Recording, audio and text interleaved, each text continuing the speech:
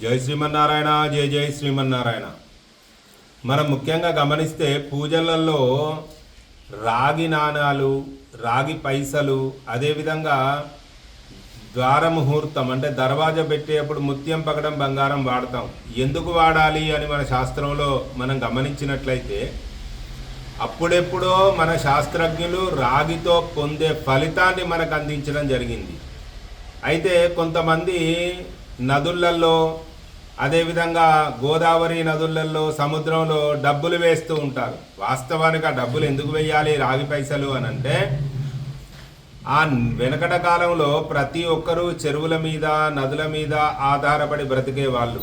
ఆ నదులలో ఉన్నటువంటి సూక్ష్మ క్రిములన్నీ కూడా ఈ రాగి ద్వారా నశించిపోతాయి. మంచి నీరును మనం తాగడానికి అనుకూలంగా ఉంటుంది కనుక, అంటే రాగి నీటిని శుభ్రం చేస్తుంది కనుక ఆ నదులలో, అదేవిధంగా చెరువులలో, నదీ జలాలలో ఈ కాయిన్స్ వేయటం అనేది మనకి శాస్త్రం అందించింది. కానీ ఇప్పుడు పిచ్చిగా డబ్బులు వేయటం, నది కనపడగానే దాంట్లో డబ్బులు విసిరేయటం తప్పు.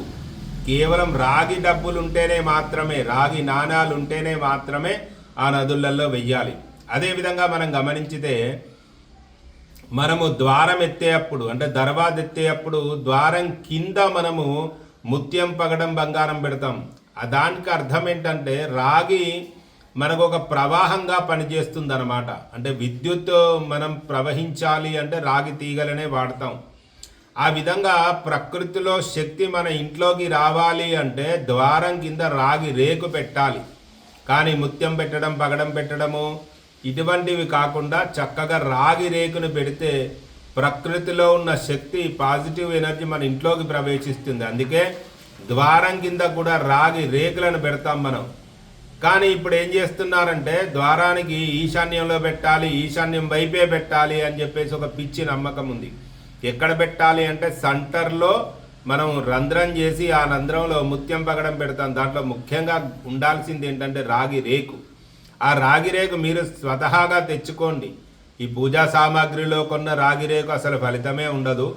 చక్కగా రాగి రేకు తెచ్చుకొని ద్వారం కింద పెట్టుకుంటే ప్రకృతిలో ఉన్న శక్తి మన ఇంట్లోకి వస్తుంది. అంతే తప్ప ఇంకొకటి, రాగి ఉంగరాన్ని మనం ధరించినట్లయితే ఆ రాగి ద్వారా వచ్చే ధాతువు మన ఒంట్లోకి వెళ్ళి మన ఆహారం ద్వారా ఒంట్లోకి వెళ్ళి శరీరాన్ని శుద్ధి చేస్తుంది. అందుకే రాగి ఉంగరాలను కూడా పెట్టుకోవచ్చు. రాగి ద్వారా ఇంత గొప్ప విధానాన్ని మనకు అందిస్తే పిచ్చి మూఢనమ్మకాలతో నదులలో డబ్బులు విసిరేయటం, అదేవిధంగా ఈ మనం ద్వారం ఎత్తేటప్పుడు ద్వారం కింద డబ్బులు పెట్టడం లేదా ముత్యం పగడం పేరుతో పనికిరాని పెట్టడం కాదు.